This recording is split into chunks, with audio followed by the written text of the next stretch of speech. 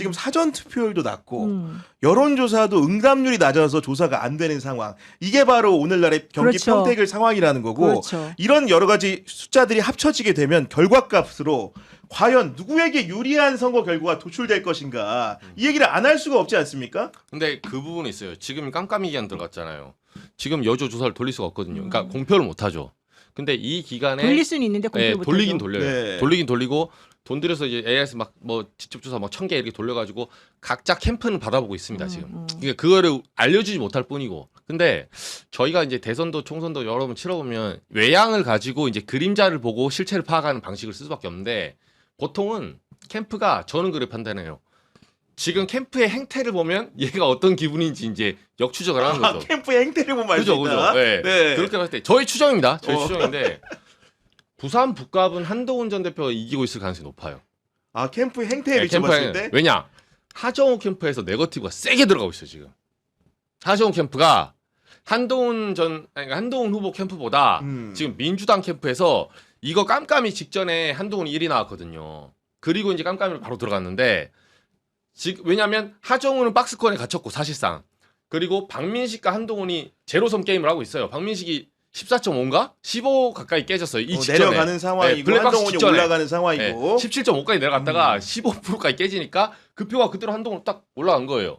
거기서 이제 깜깜이 블랙박스 막 들어왔거든요. 근데 그 이후에 제가 행태를 보면 이제 유사선거 그 사무소 이제 제가 쓴 것도 기사 나왔고 또 무슨 위장 전입했냐부터 시작해서 오늘도 이제 민주당이 논평 냈더라고. 시당 내고 뭐 네. 중앙당 내고 공격을 하고 있어요. 근데 이거는 저도 뭐 하정우 캠프 쪽에서 그 말하는 걸 어떤 사람들이 전망과 민주당 지지자들 열망은 알겠지만 제가 기자로서 객관적으로 봤을 때는 이거는 지금 계속 논평 내고 한동훈 쪽을 공격하는 거 있잖아요. 그게 지금 당장 선관위가 막 압수해서 결과 나온 게 아니거든요. 네. 지금 당장 할 수가 없어요. 그거는 유사선거 사무소 이제 고발했으니까 조사를 해봐야 되는데 근데도 끝까지 이거를 막 지금 논평 내고 하는 거는 하정우 캠프가 이 갭을 줄이거나 박빙으로 붙어서 지금 따라잡아야 될 때 통상 이렇게 태도가 아니, 나온다. 그런 각도라고 한다면 평택의 상황에서는 김용남 후보가 반박을 하고 조국 후보의 상대로 비판은 합니다만은 캠프 자체나 경기도당이 나서가지고 공격을 안 하고 아직도 사실은 조국혁신당 같은 경우에는 그렇죠. 총 일체가 돼가지고 그렇죠. 굉장히 지금 김용남 후보를 때리는 상황인데 그렇죠. 같은 각도면 여전히 지금 김용남 후보가 우위에 있기 때문에 그런 겁니까? 그렇죠. 역으로 보면 그 저의 해석인데 그래서 북갑은 선두주자가 리딩을 한동훈 전 대표가 하고 있는 거고 평택은 김용남 후보가 어떤 이유에서든 간에 리딩을 지금 하고 있다라고 저는 추론을 해요. 그러니까 네거티브가 후발주가 세게 들어오는 거예요. 나는 개인적으로는 하정우 후보가 이기고 있다고 생각을 하고 있고 아하, 네. 그리고 김용남 후보가 조금 앞서는 거다라고 지금 둘 다 아, 네네. 생각을 둘 다 하거든요. 민주당 좀 앞서고 있다. 양쪽에서. 예, 왜냐면은 김용남 후보 사실 이번에 그 친누나 녹취록이랑 뭐 동생 녹취록이 나온 거 사실 안 좋은 본인들에게는 안 좋은 시그널이고 안 좋은 악재인 건 맞는데 그렇다고 해서 이 실망했다고 해서 이 표들이 저쪽으로 가거나 막 이러지는 또 않는 어느 정도의 선에서 지금 이미 끝난 것 같아요. 그 정도는 이미 내가 받아들였어. 그래서 빠질 거는 다 빠지지 않았나 이제 생각이 조금 들어요. 그래서 그냥 저의 개인 생각은 저는 사실은 이제 평택을은 모른다가 저의 공식적인 입장이고 맞아요. 그때 그 페이스북 글도 페이스북에 그렇게 제가 올리셨고 계속 모른다가 공식적인 입장이고 부산 북갑은 하정우가 이긴다가 저의 공식 입장이에요. 야, 두 분 의견이 좀 엇갈리는 상황입니다. 이거는. 그런데 네. 평택을은 그럼에도 불구하고 김용남이 조금 더 앞서는 거 아닌가? 개인적으로 그렇게 생각해요. 근데 이제 사실 부산 북갑 같은 경우에는 그 전재수 후보 자체가 그랬잖아요. 북갑을 너무나 잘하는 전재수 후보. 쉽게 선거인단 관리를 정말 정말 십수년간 하고 있잖아. 했던 그 전재수 후보가 여러 가지 여론조사 지표의 바탕이 되는 응답률이라든가 지역별, 세대별 분석을 해봤을 때 좀 약간 성향별로 보수가 과표집된 상황이라는 주장을 하셨고 여기 한 발 더 나가서 말씀하시는 분들 같은 경우에는 그 보수 발표제 근거를 어떤 식으로 주장을 하시냐면은 통상적으로 그러니까 우리가 통신 3사에 안심번호로 무작위로 전화를 거는 건데 그 현재 이제 전화를 거는 당사자의 주소를 파악하는 방식이라는 게 주민등록상의 주소지가 아니라 휴대전화 그 비용의 청구지 주소기 때문에 그런 부분들 때문에 아마도 이제 그런 유입된 부분들을 좀 살펴봐야 되지 않겠느냐라는 이 과학은 아닙니다. 주장을 하시는 분들도 있기는 하더라고요. 그럼 보수 박효집 주장에 대해서는 우리 이정주 기자 어떻게 생각하십니까? 그게 지금 이제 민주당에서 이제 의심하는 위장 전입 의혹이 이제 거기서 나오거든요. 뭐냐면 그러니까 이거는 위장전입 했다는 게 아니에요. 제가 이제 들어보면 다른 선거구에서 어떤 형식의 위장전입이 일어나냐. 그러면 정확히 말하면 이게 법상으로는 이게 노변도 더 잘 아시겠지만 주민등록법 위반이거든요. 그러니까 뭐냐, 내가 서울에 사는데 주소만 부산 북갑의 원룸에 걸어놨어요. 걸어놓고 서울에서 관외 투표를 해요. 사실 여기 살지 않은데 네. 주소만 옮겨놓고 거기 원룸 어디 하나 얻어서 그러면 이게 위장전입이에요. 위장으로 전입을 안 했잖아요. 서류상 그 거주지와 실제 내 거주지가 일치하지 않아. 근데 보통은 이렇게 되는데 이런 경우는 그러니까 지역구에서 어떤 현상이 발생한 적이 있었냐면 원룸 하나를 얻어놓고 원래 1대1 함수로 내가 만약에 전입을 하겠다면 내 가족 3명 내지는 4명 내지는 내가 내려가는 거잖아요. 근데 남들 그러니까 한 방을 잡아놓고 거기에 7명이 주소를 걸어놓는 거야. 마치 합숙소처럼. 자취하듯이. 그러면 추측인 건 추측. 아니 그러니까 과거에 이런 사례가 과거에. 아직은 1000명이 내려갔대잖아요. 그러니까 다른 지역구에 과거에 그런 사례가 어, 있었어요. 어. 다른 선거에서. 그러니까 그렇게 해서 선관위가 이걸 잡아낸 적이 있었거든요. 아하, 근데 요거는 사후적으로 잡아낸 거예요. 사후적으로 이날 잡아낼 거고. 수가 없다니까. 이건 수사가 필요한 영역이라서 쫓아다니면서 다 우체통 뒤질 수는 없잖아요. 그래서 의심되는 영역을 딱 잡아보면 서로 각각 남남인데 7명이 같은 원룸의 주소로 옮겼다. 그러면 이게 일반적으로 위장전입이 의심되는 거예요. 저는 그런 것도 있을 것 같아요. 사실은 어르신들은 자식들의 핸드폰 값을 내주거든요. 아까 청구지 주소를 기준으로 한다 그러면 사실은 네, 자식 요금 청구지 주소로 한다면은 네. 자식들이 더 많이 잡히지 않을까 어르신들보다. 사실 그래서 그렇게 되면 보수가 표집이라는 게 좀 안 맞을 수도 있는데 예상하자고 했는데 그렇죠. 네. 어쨌든 한동훈을 지지하기 위해서 1000명이 주소를 옮겼다라고 하는 또 얘기도 있고 그래서 그건 좀 확인을 해봐야 될 것 같은데 제가 기대하는 거는 하나예요. 아니 하나가 아니라 여러 개 중에 하나가 박민식 후보를 지지하는 사람들이 어차피 박민식 안 된다. 박민식은 안 될 것 같으니까. 나는 박민식을 지지하긴 하지만 도저히 한동훈은 못 찍겠다. 나는 네. 차라리 그래서 내 입장에서는 하정우가 된 게 낫다. 이래가지고 하정우 찍자는 운동이 조용히 암암리에 벌어지고 있다고 내가 알고 있어. 조용한 선거혁명이. 왜냐면 내가 아는 네. 수많은 이 꼴통들이 미안해요. 사실은 이제 그 국민의힘을 찍고 싶어하는 수많은 사람들이 정말 공식적으로 그런 말을 하고 다니더라고요. 우리 그냥 너무 속상하지만 어쩔 수 없다. 한동훈 되는 것만은 막아야 되지 않겠니? 이러면서 네. 오히려 하정우 찍자라는 얘기들을 많이 하더라고요. 그리고 저는 이제 하정우 후보가 좀 유리하다라는 그 노영희 변호사 말에 더 설득력이 있다고 생각하는 거는 그 선거구를 좀 분석해보면 그게 나오거든요.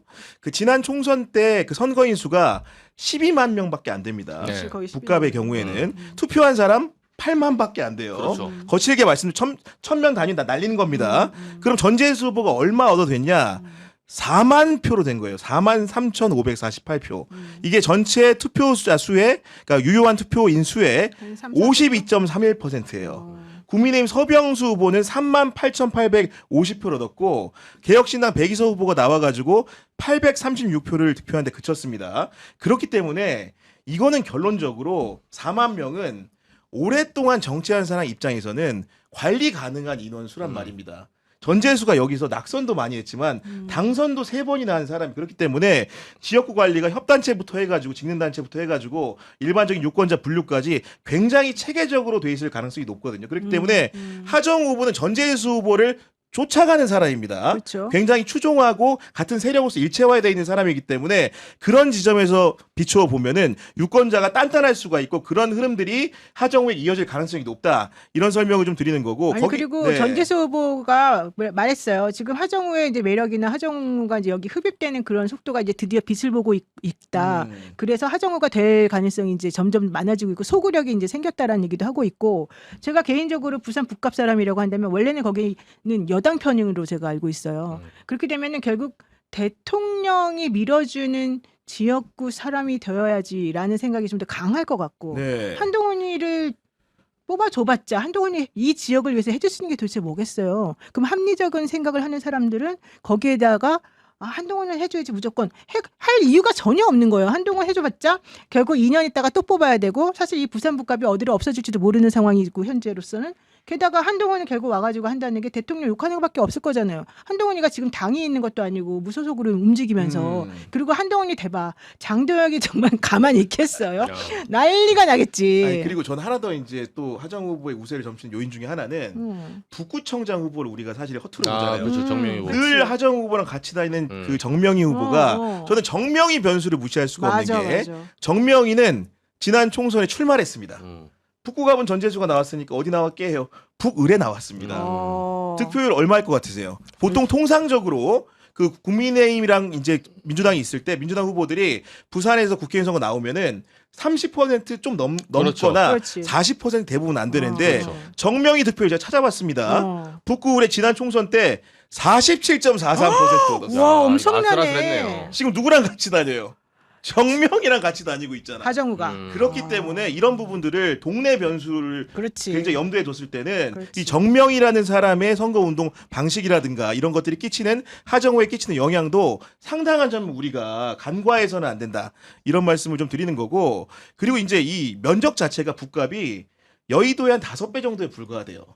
그러니까 이제 싹싹 다니기 시작을 하면은 정말로 여러 번 많이 다니고 많은 유권자들과 만날 수 있는 거고 아까 제가 숫자로 말씀드렸던 것도 이런 표현이 부적절하집니다만은 오랜 시간 정치를 한 사람한테는 관리 가능한 범주 안에 있는 인원수다라는 말씀을 이렇게 드리면서 뭔가 좀 희망적이네. 예, 희망적인 내가 너무 희망적으로 드렸나 보니까 이렇게 너무 좀 좋아요. 설명을 좀 드리는 것이고 게다가 네. 토론하고 난 다음에 하정우 되게 좋아하는 사람 많아질 것 같아요. 그러니까요. 아니 근데 우리 제작진 좀 보여줬으면 좋겠는데 그 한동훈 후보 있잖아요. 유세 현장에서 이제 유세차 올라타가지고 이렇게 봉에 이렇게 매달려가지고 막 이렇게 봉춤을 추더라고요. 진짜. 봉춤 추고 이렇게 노래 부르는 부분이 이게 보면서 많은 분들이 이게 거의 뭐 너무 신났다. 콘서트에 나온 뭐 락스타 같다 이런 얘기 좀 하고 있는데. 저 곰이 누군지 알죠? 누구예요? 진은정. 예. 아 진짜요? 저 백곰. 저 백곰 있잖아요. 네. 와이프. 저 인형 이거 하다가 저는 진짜 저건 인정했어요. 저거는 저거 너무 힘든 진짜요? 건데. 진짜요? 저 네, 이거 벗으니까 하다가 진은정이에요. 오늘의 그 스타는 누굽니까 벗기니까 진은정. 야, 그래 변호사. 깜짝 쇼를 또 준비했구나. 네, 네.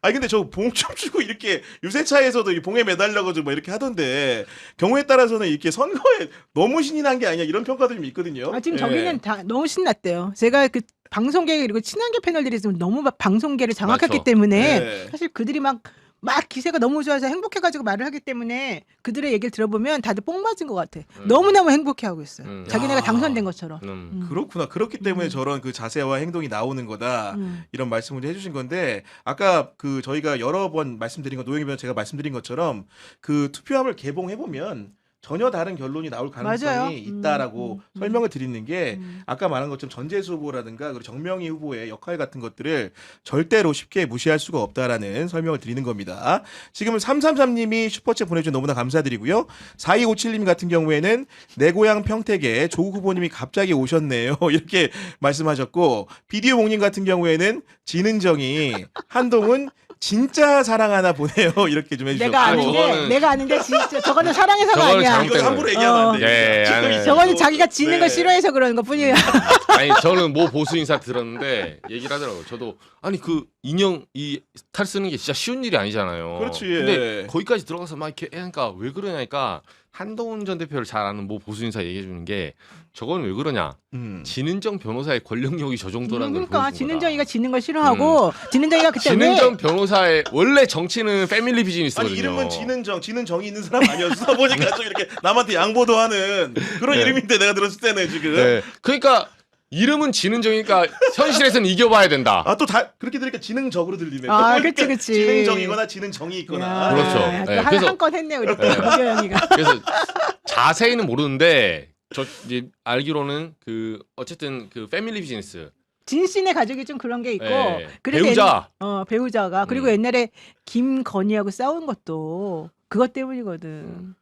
정말 저 천꽃이 나와서 내 앞에서 이 지랄 말고야 그거거든 사실은. 지금 선우님 같은 경우에는 예전에 지민비조 해준 거 너무 후회합니다 이렇게 보내주셨습니다. 슈퍼챗 보내주셨는데 감사하다는 말씀드리고요. 어쨌든 간에 북값 상황은 좀 이런 건데 이정주 기자 뭐 추가로 취재한 내용도 좀 있어요? 제가 이제 요거 가지고 유사선거사무소 한 다음에 제가 또 이게 요새 좀 난감합니다. 메일이 터질 것처럼 이제 제보가 들어오고 있어요. 아, 제보가? 네, 제보가 아니 선거는 지금 불과 이틀밖에 안 남았는데 제보가 쏟아지면 어떻게 되는 그러니까 거예요? 지금까지 지금? 가만히 있다가 제가 지난주에 기사 썼잖아요. 유사선거 그러니까, 직접 네. 가서 땡볕에 6시간 잠복해서 썼더니 이제서야 이제 난리가 난 거예요. 그 난리가 어디서 났냐면 보통은 저기 윤호개인 쪽에서 난리가 난 거야. 좌파 태극기. 그러니까 태극기 쪽에서 저한테 제보를 엄청 많이 줘요. 야, 그 정도예요? 네, 그 유사선거사무소 이거 말고도 3개 더 있다. 뭐 영상 찍어 올리고 요새 주길래 제가 좀 살펴보고 있는데 거기 운영자로 이제 꼽히는 베토벤. 저 이제 음악 하시는 분이에요. 그 그죠? 유사선거사무소로 지금 지목된 부분 있죠. 선관위 조사 들어간 네네. 덕천동의 사무실. 거기 앞에 가면 이게 베토벤 사진이 걸려 있거든요. 음악 그 베토벤 아, 네. 실제로. 예. 베토벤 사진이 걸려 있길래 이분이 그 필명이 베토벤이더라고요. 위드 후니 그 남자분이신데 나이가 좀 남자분 좀 든 남자분인데 머리가 길어요. 그러니까 약간 딱 보면 처음에 천공인 줄 알았어. 원래 그런 외모는 주로 대학에 한 명씩 있지 않나? 좀 이렇게 예, 머리가 오래 학교 길- 다니시는 분들 중에 예술을 본인 음악 하신 분이라고 하더라고요. 음악도 하고 근데 한동훈 도 지지하는데 그분이 거기 임차를 한 거예요. 그래서 제가 오늘 아침에 통화를 했어요. 통화를 해서 이제 여쭤보니까 이분은 일단은 지지자들이 자율적으로 모인 거다. 아, 내가 뭐 이렇게 오라마라 한 게 아니라 네. 네. 그리고 나는 사정이 있어서 저기 사무실을 2개월 계약을 했대 일단은 2개월. 근데 2개월 계약을 했는데 나는 그 물을 놓을 데가 없어서 빌려준 거다. 그 지지자한테 물 놓는 사람도 따로 있고. 아무튼 그렇게 말씀하시면서 제가 2개월 계약을 조금 물어보니까 이분이 조금 난감해하시면서 그 나름대로 이제 위드우니 활동을 오래 하셔서 그런지 그 정치한 논리가 있더라고요. 제가 물어보지 않았는데 저는 2달 더 있을 수도 있다고. 저는 안 물어봤어요 그렇게는. 근데 2달 더 추가로 있을 수도 있다. 내가 피치 못할 사정 때문에 이 지금 사무실을 임대하고 있다. 네. 이게 부산에 가서 이제 그렇게 했다고 말하더라고요. 근데 그 사무실 말고도 몇 개 지금 우파 쪽에서 태극기들이 주말 사이에 촬영해가지고 지금 막 뒤시길 난리 났습니다. 예. 아, 그래요. 예, 그래서 오늘 이제 이 문제가 이제 원룸을 뭐 예를 들면 그 위도우니 분들이 나 가서 한 달 살이 해야겠다 한동훈 도우려면 선거 용도로 그렇죠. 네. 원룸을 뭐 계약해서 도와주는 건 죄는 아니에요. 그럼 문제가 안 되죠. 예. 근데 이제 거기가 그 문제가 이 동별로 지금 한두 달 새에 덕천동이 원래 인구가 줄는 동이래요. 그러니까 1,000명이 늘었다니까. 근데 갑자기 지난달부터 조금씩 늘기 시작한 거예요. 몇백 명이라도. 그러니까 이게 이제 위장전이 아니냐. 뭐 선거법 혹시 선거 투표를 하기 위한 용도로 온 거 아니냐. 이 의혹이 번지고 있어서 오늘 민주당이 논평 냈더라고요. 보니까. 아, 그랬구나. 이거 빨리 조사하라고. 야, 그렇게 된다고 한다면 근데 문제는 선거가 얼마 안 남아가지고 그 전에 이제 그건 해결 안 결과물이 나오긴 좀 어려울 것 같은 상황인 건데 지금 잠깐 막간에 말씀드리면 우리 그 노영희 변호사님이 다음 방송 때문에 네. 먼저 좀 자리를 비우셔야 아, 돼가지고 그래도 5시까지는 네, 그래도 안타깝지만 그 전에 하나만 또 여쭤보려고 제가 5시까지 딱 네. 맞춰서 어떤 거냐면은 어쨌든 이틀 있다 지방선거잖아요. 그 결과가 좀 이렇게 어떻다고 예측을 하시는지 물론 본인의 입장을 페이스북을 통해서 밝히셨지만 16개 숫자가 좀 중에, 궁금해가지고 네. 제가 올린 거에 따르면 13대 3 정도가 지금 나오는데 13대 3. 사실은 3은 아니고 13대 1대 2 정도? 거기서 말하는 이제 2는 원래 저는 12대 4 정도를 처음에 얘기했다가 네. 지금 이제 다시 또 우리도 결집하고 있는 것 같아요. 그래서 13대 1대 2는 뭐냐? 1은 이제 국민의힘 쪽인 것 같고 2는 이제 접전이다. 이제 이런 취지인 건데요. 그래도 잘 될 거라고 지금 봅니다. 왜냐하면 김부겸 캠프 쪽에서도 분위기가 생각보다 되게 그러니까요. 찐하게 잘 네. 된다라는 얘기를 하고 있고 또 많은 분들이 보수가 이제 결집한 게 저는 지난주까지 사전 투표할 때까지가 사실 보수 결집이었고 더 확정이 안 된다고 생각을 하기 때문에 오히려 민주당에게 조금 더 회초리가 더 앞에 그러니까 샴페인 너무 일찍 터뜨린 상황 때문에 다들 걱정을 많이 하는 부분이 있어가지고 오히려 저는 본투표 때 사람들이 조금 더 열심히 투표장에 나오지 않을까 생각이 듭니다. 네, 그런 말씀 주신 거고 재보선 같은 경우는 아까 이제 그 뭔가 격전지 같은 경우에 전태진 하정 변호사. 후보가 될 가능성이 네, 높다고 했고 네, 네. 전태진 변호사 남갑에서 네. 당선 가능성이 높다고 하셨는데 네. 그건 솔직히 말해 제가 좀 약간 정말 그런가 갸우뚱하긴 했거든요. 사실 근데 네. 그 전태진 변호사가 여조에서 돌려보면은요, 전태진 변호사가 물론 뭐 오차범위 내고 완전히 거의 붙어 똑같아요. 근데 소수점 몇 자리만 조금 틀릴 뿐인데, 그렇구나. 네. 근데 오히려 전태진 변호사가 조금 앞서는 게 많이 나오고요. 그리고 더 중요한 게 그 동네는 민주당 성향이 조금 더 강하더라고요. 보수 성향보다도. 남갑의 경우에? 예, 남갑에. 그래요? 한번 좀 예. 찾아보시면 아마 제가 찾아본 걸로는 다 그랬어요. 아, 기준으로 네, 그러했다. 그리고 네. 전태진 변호사가 생각보다 사실 늦게 들어갔거든요. 늦게 그리고 들어갔죠. 전략공천도 네. 사실 했는데 거기 고등학교 나온 것밖에 사실 이제 없는데 그럼에도 불구하고 김태규 씨가 너무 인기가 없대요. 뭐 윤석열 어게인 같다라는 평가를 그 중앙 무대에서 받고 예, 있죠. 예, 예. 네. 게다가 이진숙하고 김태규하고 똑같이 지금 다 그런 사람들이 다 고전하고 있고 둘 다. 네. 낙인이 찍혀 있어가지고 오히려 저는 그 울산 거기하고 그다음에 박형룡 박형용 네. 달성 후보. 달성 후보. 후보도 네. 사실은 되게 좀 선전하고 있는데 그래도 저는 거기는 좀 2% 부족할 것 2% 같고. 부족하다. 예, 네, 이렇게 알겠습니다. 생각하고 그러면은 있습니다. 노영희 변호사님은 먼저 보내드리고 다음에 또 이제 방송 때 뵙는 것으로 제가 하도록 이런 거 하겠습니다. 싫어하는데 네. 죄송합니다. 네, 먼저 마저 이제 하겠습니다. 이정주 기자랑 조금 더 네. 얘기를 해보도록 그래요. 하겠습니다.